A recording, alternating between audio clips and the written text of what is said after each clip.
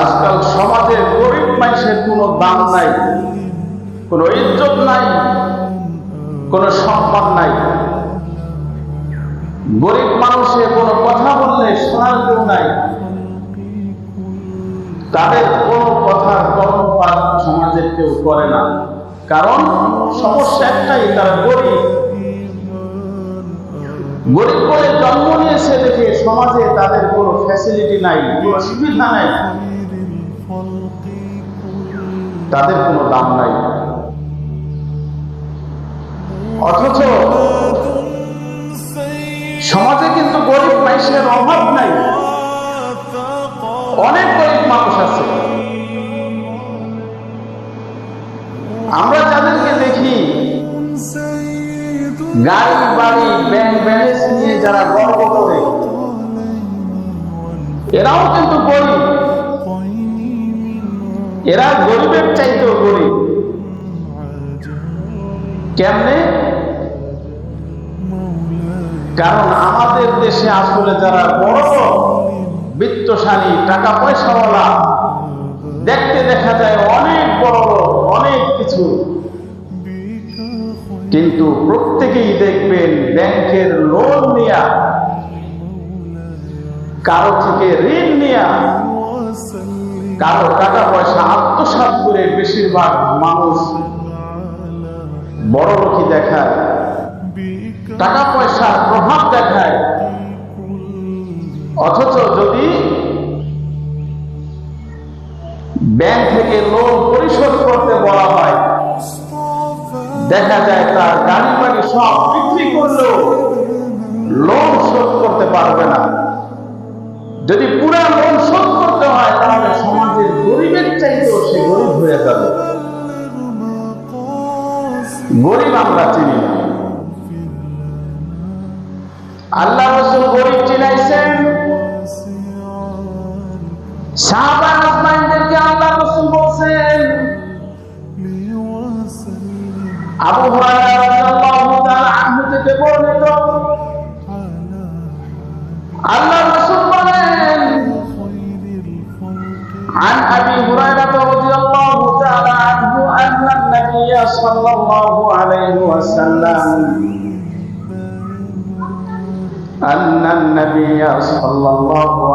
وسلم قال: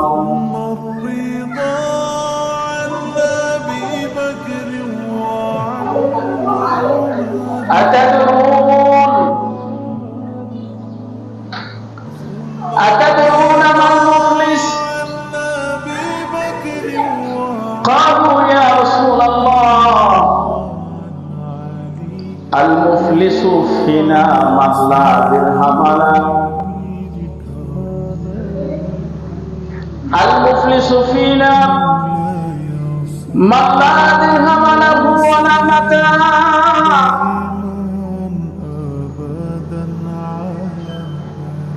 فقال إن المفلس من أمتي من يأتي يوم القيامة بصلاة وصيام وزكاة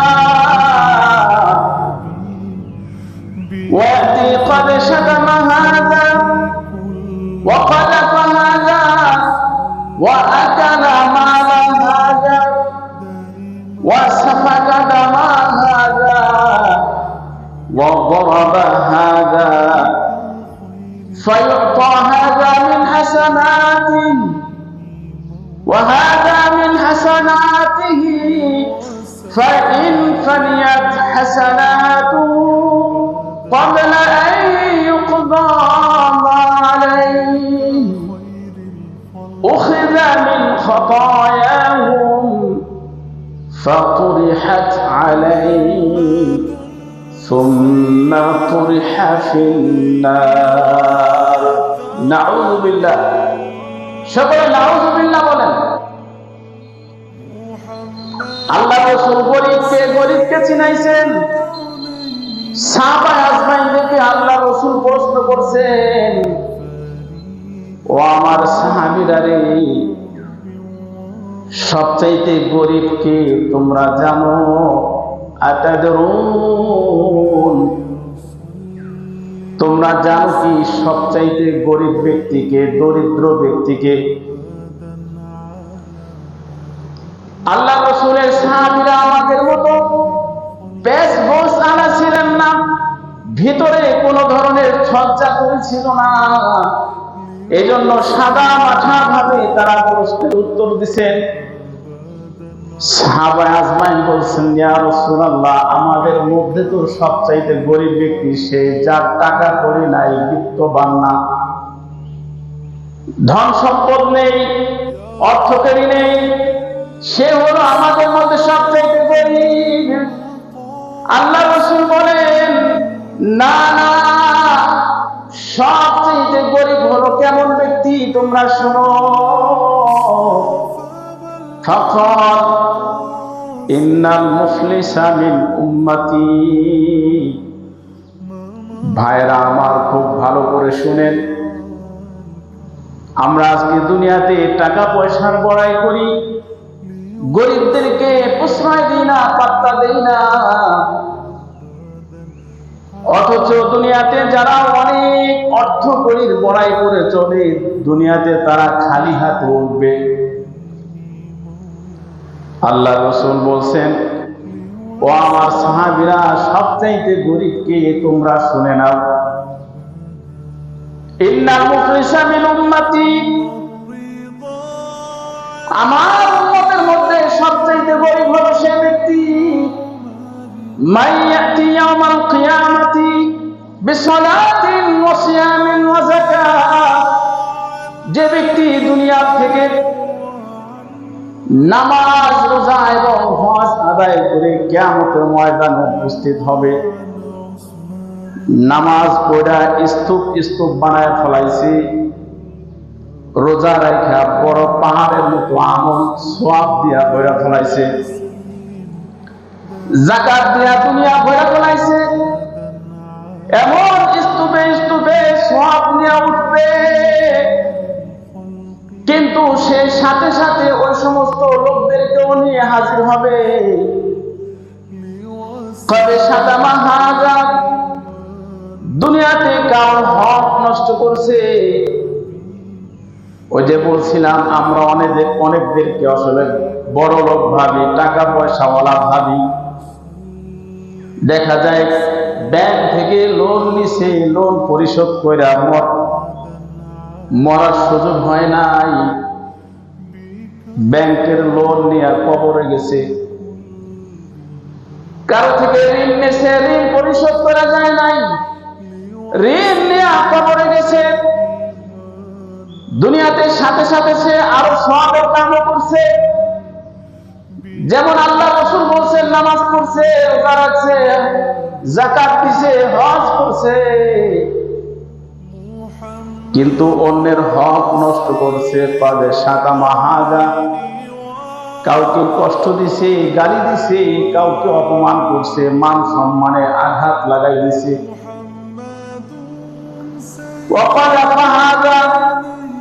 কাউকে মিথ্যা অপমান দিছে, কমত ওইটা করছে, ওইটা করছে, আসলে করে নাই। ক্ষমতা আর বিত্তশালীর প্রভাবে সমাজের নিম্ন শ্রেণীর মানুষদেরকে অপবাদ লাগাই দিছে।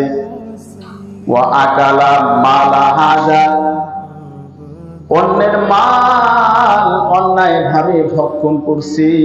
ওয়া আকালা মালা হাজা, কারো থেকে ঋণ নিছে তো ঋণ আর ফেরত দেয় নাই। জমিন জবরদখল করে আত্মসাৎ করে খাইছে, জোর করে দখল করে খাইছে। কারো থেকে টাকা নিছে, চাঁদাবাজি করে, লুটপাট করে, এগুলো দুনিয়ার থেকে খাইয়া গেছে, আর কোনোদিন পরিশোধ করে নাই। ওয়াসাফাকা দামা হাজা,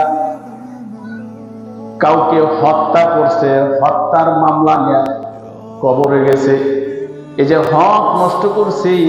ওয়াদরাবা হাজা, কাউকে প্রহার করছে, মারধর করছে, এ ধরনের কাজকর্ম অপকর্ম করছে।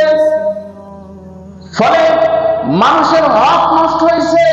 এ হক সে আদায় করে যায় নাই, অন্যের হক বিনষ্টকারী, কিন্তু দুনিয়ার থেকে সে আরো অনেক ধরনের সওয়াব অর্জন করে গেছে। ফলে তার বিরুদ্ধে অন্যের হক নষ্ট করার মামলা দায়ের থাকবে। উপায় নাই। আল্লাহর হক যদি কেউ নষ্ট করা যায়, এক ওয়াক্ত নামাজ যদি না পড়ে, তো আল্লাহর হক আল্লাহ ইচ্ছে করলে মাফ করতে পারেন। খবরদার বান্দা, আমার কোন বান্দার হক নষ্ট করে কবরে আয় না, খবরদার, এটা কিন্তু আমি মাফ করুন না। ফলে পাওনাদাররা দাঁড়ায় যাবে,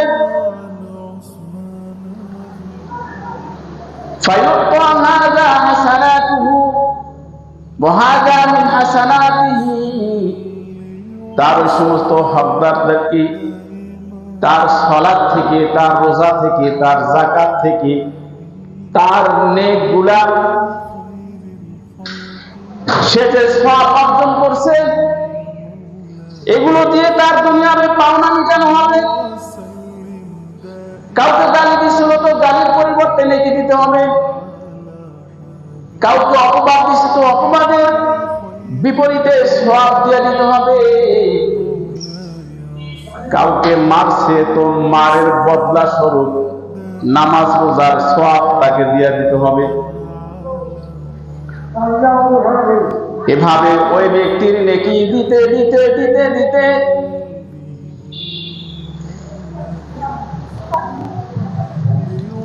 এক সময় তার সব নেকি শেষ হয়ে যাবে। ফাইন ফানিয়াত হাসানাতুহু ক্বাবলা ইউকদা আলাইহি, দুনিয়াতে যত মানুষের হক নষ্ট করে গেছে, সকলের পাওনা দিতে দিতে ওই ব্যক্তির সমস্ত নেক সওয়াব শেষ হয়ে যাবে, কিন্তু পাওনাদারদের সংখ্যা অনেক পরিমাণ বাকি থাকবে। খবর আছে,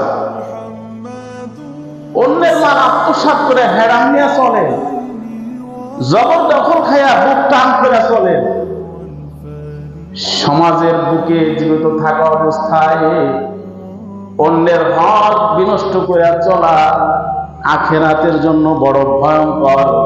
দুনিয়াতে যত নেক কামাইবা, সব নেক হক বিনষ্টকারীদেরকে দিয়ে দিতে হবে। সমস্ত সওয়াবগুলো শেষ হয়ে যাবে। বলছিলাম পাওনাদারের সংখ্যা তখনও বাকি থাকবে। এখন ফয়সালা কি? আল্লাহর ফয়সালা, উখিযা মিন খাতায়াহুম, ওই সমস্ত পাওনাদারদের যত গুনাহ আছে, সমস্ত গুনাহগুলোকে তার ঘাড়ে চাপায় দেওয়া হবে। ফাতুরিহাত আলাইহি, সমস্ত গুনাহগুলো তার উপর ঢেলে দেওয়া হবে। সুম্মা তুরিহা ফিন্নার, নাউযু বিল্লাহ, সকলের গুনাহের বোঝা মাথায় নিয়া তাকে জাহান্নামে নিক্ষেপ করা হবে। কাজেই সাবধান,